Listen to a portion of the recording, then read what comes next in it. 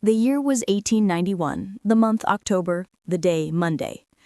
And the dark outside the railway station at Worsted Skeynes, Mr. Horace Pendyce's omnibus, his brougham, his luggage cart, monopolized space. The face of Mr. Horace Pendyce's coachman monopolized the light of the solitary station lantern. Rosy gilled, with fat, close-clipped gray whiskers and inscrutably pursed lips, it presided high up in the easterly air like an emblem of the feudal system. On the platform within, Mr. Horace Pendyce's first footman and second groom, in long livery coats with silver buttons, their appearance slightly relieved by the rakish cock of their top hats, awaited the arrival of the 6:15. The first footman took from his pocket a half-sheet of stamped and crested notepaper covered with Mr. Horace Pendyce's small and precise calligraphy. He read from it in a nasal, derisive voice. Honorable Jeff and Mrs. Winlow, blue room and dress, maid, small, drab. Mr. George, white room. Mrs. Jasper Ballou, gold. The captain, red. General Pendyce, pink room. Valet, back attic. That's the lot. The groom, a red-cheeked youth, paid no attention. If this here ambler of Mr. George's wins on Wednesday, it's as good as £5 in my pocket. Who does for Mr. George? James, of course. The groom whistled. I'll try and get his load in tomorrow. Are you on, Tom? The footman answered. Here's another over the page. Green room, right wing. That Foxley, he's no good. Take all you can and give nothing sort. But can't he shoot just? That's why they ask him.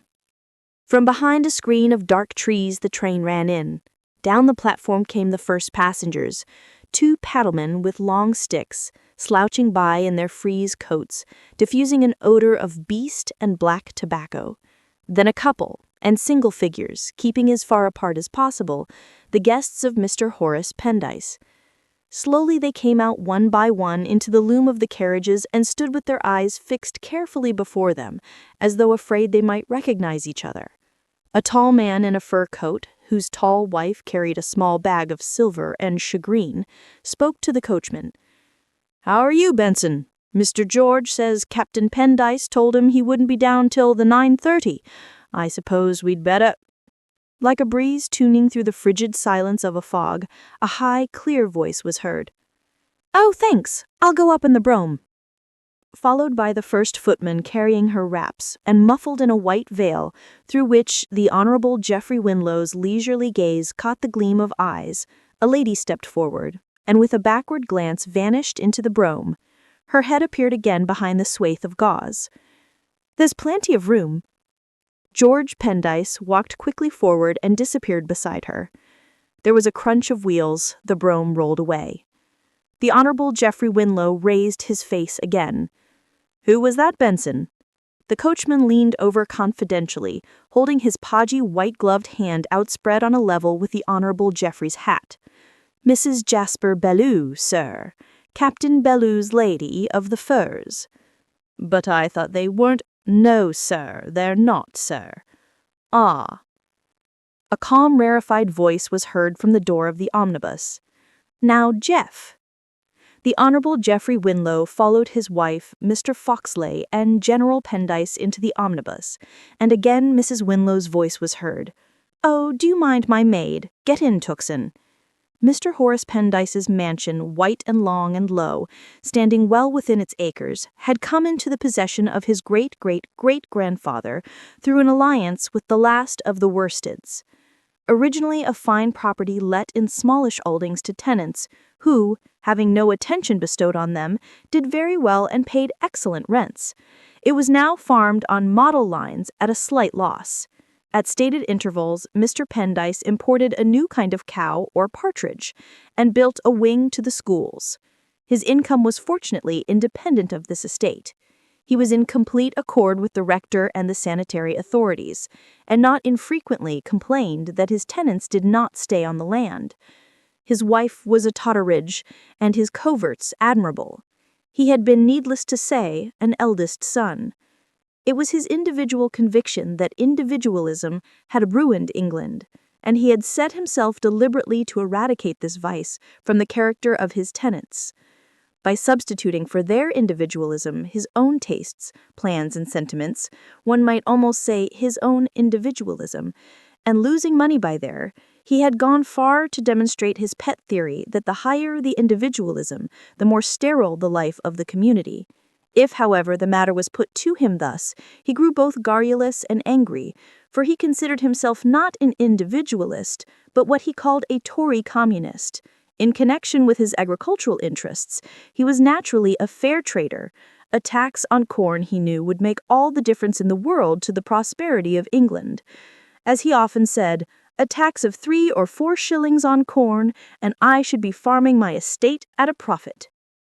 Mr. Pendyce had other peculiarities, in which he was not too individual. He was adverse to any change in the existing order of things, made lists of everything, and was never really so happy as when talking of himself or his estate. He had a black spaniel dog called John, with a long nose and longer ears, whom he had bred himself till the creature was not happy out of his sight. In appearance, Mr. Pendyce was rather of the old school, upright and active, with thin side whiskers, to which, however, for some years past, he had added mustaches that drooped and were now grizzled. He wore large cravats and square-tailed coats. He did not smoke. At the head of his dining-room table, loaded with flowers and plate, he sat between the Honorable Mrs. Winlow and Mrs. Jasper Bellew, nor could he have desired more striking and contrasted supporters.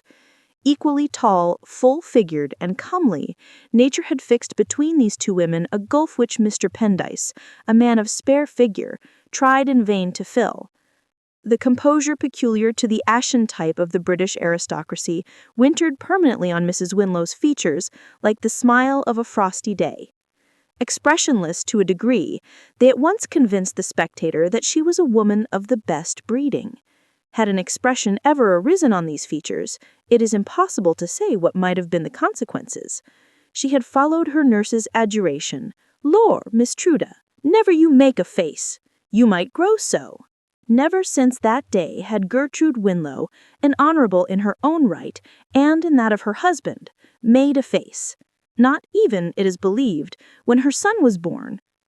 And then to find on the other side of Mr. Pendyce that puzzling Mrs. Bellew with the green-gray eyes, at which the best people of her own sex looked with instinctive disapproval. A woman in her position should avoid anything conspicuous, and nature had given her a too striking appearance. People said that when, the year before last, she had separated from Captain Bellew and left the Firs, it was simply because they were tired of each other. They said, too, that it looked as if she was encouraging the attentions of George, Mr. Pendyce's first son. Lady Malden had remarked to Mrs. Winlow in the drawing-room before dinner, "What is it about that Mrs. Bellew? I never liked her. A woman situated as she is ought to be more careful. I don't understand her being asked here at all, with her husband still at the Fir, only just over the way. Besides, she's very hard up. She doesn't even attempt to disguise it. I call her almost an adventuress." Mrs. Winlow had answered, "But she's some sort of cousin to Mrs. Pendyce. The Pendyces are related to everybody. It's so boring. One never knows." Lady Malden replied, "Did you know her when she was living down here? I dislike those hard-riding women. She and her husband were perfectly reckless. One heard of nothing else but what she had jumped and how she had jumped it, and she bets and goes racing. If George Pendyce is not in love with her, I'm very much mistaken. He's been seeing far too much of her in town. She's one of those women that men are always hanging about." At the head of his dinner table, where before each desk was placed a menu carefully written in his eldest daughter's handwriting, Horace Pendyce supped his soup. "The soup," he said to Mrs. Bellew, "reminds me of your dear old father. He was extraordinarily fond of it. I had a great respect for your father, a wonderful man. I always said he was the most determined man I'd met since my own dear father, and he was the most obstinate man in the 3 kingdoms. He frequently made use of the expression "in the three kingdoms," which sometimes preceded a statement that his grandmother was descended from Richard III, while his grandfather came down from the Cornish giants, one of whom, he would say with a disparaging smile, had once thrown a cow over a wall. "Your father was too much of an individualist, Mrs. Bellew. I have a lot of experience of individualism in the management of my estate, and I find that an individualist is never contented. My tenants have everything they want, but it's impossible to satisfy them. There's a fellow called Peacock now, a most pig-headed, narrow-minded chap. I don't give in to him, of course. If he had his way, he'd go back to the old days, farm the land in his own fashion. He wants to buy it from me. Old vicious system of yeoman farming. Says his grandfather had it. He's that sort of man. I hate individualism. It's ruining England. You won't find better cottages or better farm buildings anywhere than on my estate. I go in for centralization. I dare say you know what I call myself, a Tory communist. To my mind, that's the party of the future. Now, your father's motto was, 'Every man for himself.' On the land, that would never do. Landlord and tenant must work together. You'll come over to Newmarket with us on Wednesday? Horace has a very fine horse running in the Ruttleshire. A very fine horse. He doesn't bet, I'm glad to say. If there's one thing I hate more than another, it's gambling." Mrs. Bellew gave him a sidelong glance, and a little ironical smile peeped out on her full red lips. But Mr. Pendyce had been called away to his soup. When he was ready to resume the conversation, she was talking to his son, and the squire, frowning, turned to the Honourable Mrs. Winlow. Her attention was automatic, complete, monosyllabic. She did not appear to fatigue herself by an over-sympathetic comprehension, nor was she subservient. Mr. Pendyce found her a competent listener. The country is changing every day. Country houses are not what they were. A great responsibility rests on us landlords. If we go, the whole thing goes. What indeed could be more delightful than this country house life of Mr. Pendyce?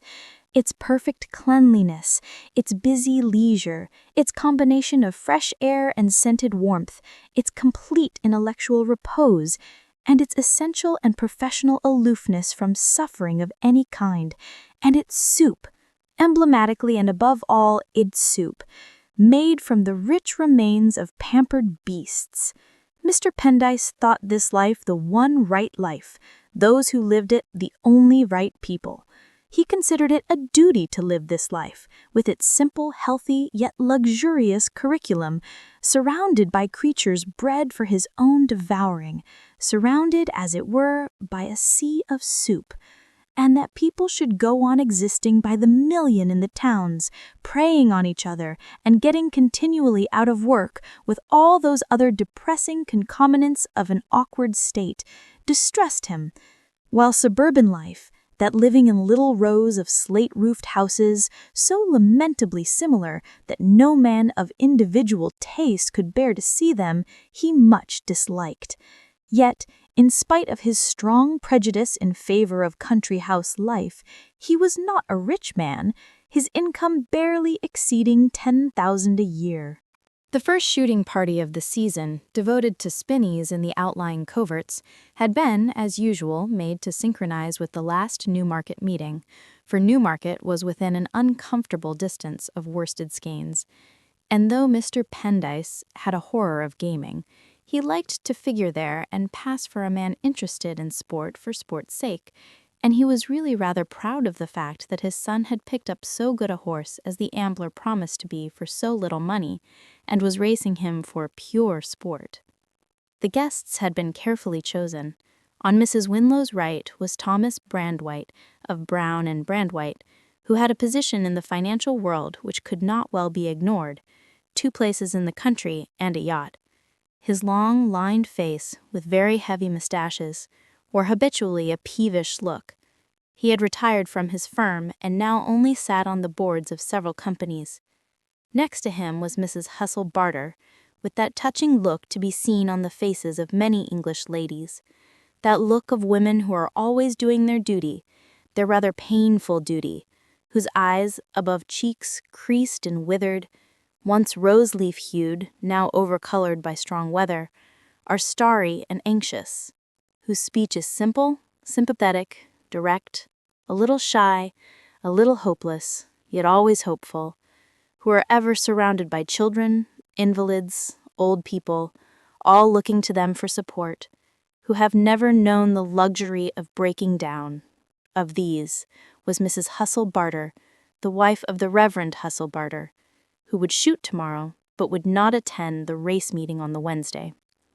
On her other hand was Gilbert Foxley, a lean-flanked man with a long, narrow head, strong white teeth, and hollow, thirsting eyes. He came of a county family of Foxleys, and was one of 6 brothers, invaluable to the owners of coverts or young half-broken horses in days when, as a Foxley would put it, hardly a Johnny of the lot could shoot or ride for nuts. There was no species of beast, bird, or fish that he could not and did not destroy with equal skill and enjoyment.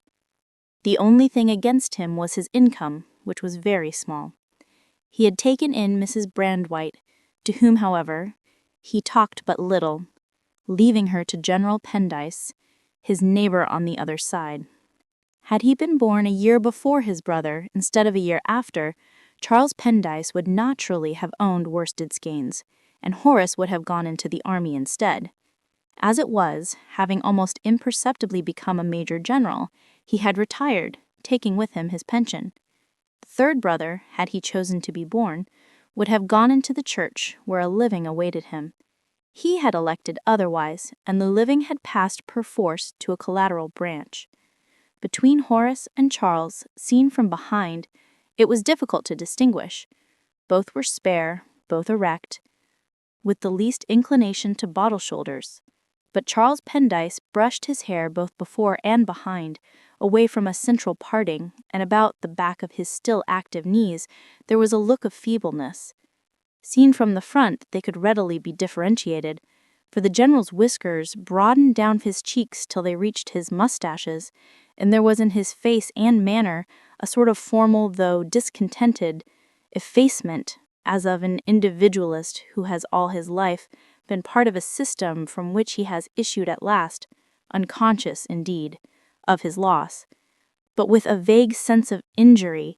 He had never married, feeling it to be comparatively useless owing to Horace having gained that year on him at the start, and he lived with a valet close to his club in Pall Mall. In Lady Malden, whom he had taken in to dinner, Worsted Skeynes entertained a good woman and personality, whose teas to working men in the London season were famous. No working man who had attended them had ever gone away without a wholesome respect for his hostess. She was indeed a woman who permitted no liberties to be taken with her in any walk of life. The daughter of a rural dean, she appeared at her best when seated, having rather short legs. Her face was well colored, her mouth firm and rather wide, her nose well shaped, her hair dark. She spoke in a decided voice and did not mince her words. It was to her that her husband, Sir James, owed his reactionary principles on the subject of woman. Round the corner at the end of the table, the Honorable Geoffrey Winlow was telling his hostess of the Balkan provinces from a tour in which he had just returned. His face, of the Norman type, with regular, handsome features, had a leisurely and capable expression. His manner was easy and pleasant, only at times it became apparent that his ideas were in perfect order, so that he would naturally not care to be corrected. His father, Lord Montrosor, whose seat was at Coldingham 6 miles away, would ultimately yield him his place in the House of Lords. And next him sat Mrs. Pendyce. A portrait of this lady hung over the sideboard at the end of the room, and though it had been painted by a fashionable painter, it had caught a gleam of that something still in her face these 20 years later. She was not young, her dark hair was going gray, but she was not old, for she had been married at 19 and was still only 52. Her face was rather long and very pale, and her eyebrows arched and dark and always slightly raised. Her eyes were dark gray, sometimes almost black, for the pupils dilated when she was moved. Her lips were the least thing parted, and the expression of those lips and eyes was of a rather touching gentleness, of a rather touching expectancy. And yet all this was not the something. That was rather the outward sign of an inborn sense that she had no need to ask for things, of an instinctive faith that she already had them. By that something, and by her long, transparent hands, men could tell that she had been a Totteridge. And her voice, which was rather slow, with a little not unpleasant trick of speech, and her eyelids by second nature just a trifle lowered, confirmed this impression. Over her bosom, which hid the heart of a lady, rose and fell a piece of wonderful old lace. Round the corner again, Sir James Maldon and Bee Pendyce, the eldest daughter, were talking of horses and hunting. Bee seldom from choice spoke of anything else. Her face was pleasant and good, yet not quite pretty, and this little fact seemed to have entered into her very nature, making her shy and ever willing to do things for others. Sir James had small grey whiskers and a carved, keen visage. He came of an old Kentish family which had migrated to Cambridgeshire. His coverts were exceptionally fine. He was also a justice of the peace, a colonel of yeomanry, a keen churchman, and much feared by poachers. He held the reactionary views already mentioned, being a little afraid of Lady Maldon. Beyond Miss Pendyce sat the Reverend Hussel Barter, who would shoot tomorrow but would not attend the race meeting on Wednesday. The rector of Worsted Skeynes was not tall, and his head had been rendered somewhat bald by thought. His broad face, of very straight build from the top of the forehead to the base of the chin, was well-colored, clean-shaven, and of a shape that may be seen in portraits of the Georgian era. His cheeks were full and folded, his lower lip had a habit of protruding, and his eyebrows jutted out above his full, light eyes. His manner was authoritative, and he articulated his words in a voice to which long service in the pulpit had imparted remarkable carrying power. In fact, when engaged in private conversation, it was with difficulty that he was not overheard. Perhaps even in confidential matters, he was not unwilling that what he said should bear fruit. In some ways, indeed, he was typical. Uncertainty, hesitation, toleration, except of such opinion as he held, he did not like. Imagination he distrusted. He found his duty in life very clear, and other people's perhaps clearer, and he did not encourage his parishioners to think for themselves. The habit seemed to him a dangerous one. He was outspoken in his opinions, and when he had occasion to find fault, spoke of the offender as a man of no character, a fellow like that, with such a ring of conviction that his audience could not be convinced of the immorality of that person. He had a bluff, jolly way of speaking, and was popular in his parish, a good cricketer, a still better fisherman, a fair shot, though, as he said, he could not really afford time for shooting. While disclaiming interference in secular matters, he watched the tendencies of his flock from a sound point of view, especially encouraged them to support the existing order of things, the British Empire and the English Church. His cure was hereditary, and he fortunately possessed some private means, for he had a large family. His partner for dinner was Nora, the younger of the two Pendyce girls, who had a round, open face and a more decided manner than her sister Bee. Her brother George, the eldest son, sat on her right. George was of middle height with a red-brown, clean-shaven face and solid jaw. His eyes were gray, he had firm lips and darkish, carefully brushed hair, a little thin on the top, but with that peculiar gloss seen on the hair of some men about town. His clothes were unostentatiously perfect. Such men may be seen in Piccadilly at any hour of the day or night. He had been intended for the Guards, but had failed to pass the necessary examination, through no fault of his own, owing to a constitutional inability to spell. Had he been his younger brother Gerald, he would probably have fulfilled the Pendyce tradition and passed into the army as a matter of course. And had Gerald, now Captain Pendyce, been George the elder son, he might possibly have failed. George lived at his club in town on an allowance of $600 a year and sat a great deal in a bay window, reading Ruff's Guide to the Turf. He raised his eyes from the menu and looked stealthily round. Helen Bellew was talking to his father, her white shoulder turned a little away. George was proud of his composure, but there was a strange longing in his face. She gave, indeed, just excuse for people to consider her too good-looking for the position in which she was placed. Her figure was tall and supple and full, and now that she no longer hunted, was getting fuller. Her hair, looped back in loose bands across a broad, low brow, had a peculiar, soft luster. There was a touch of sensuality about her lips. The face was too broad across the brow and cheekbones, but the eyes were magnificent. Ice gray, sometimes almost green, always luminous and set in with dark lashes. There was something pathetic in George's gaze, as of a man forced to look against his will. It had been going on all that past summer, and still he did not know where he stood. Sometimes she seemed fond of him, sometimes treated him as though he had no chance.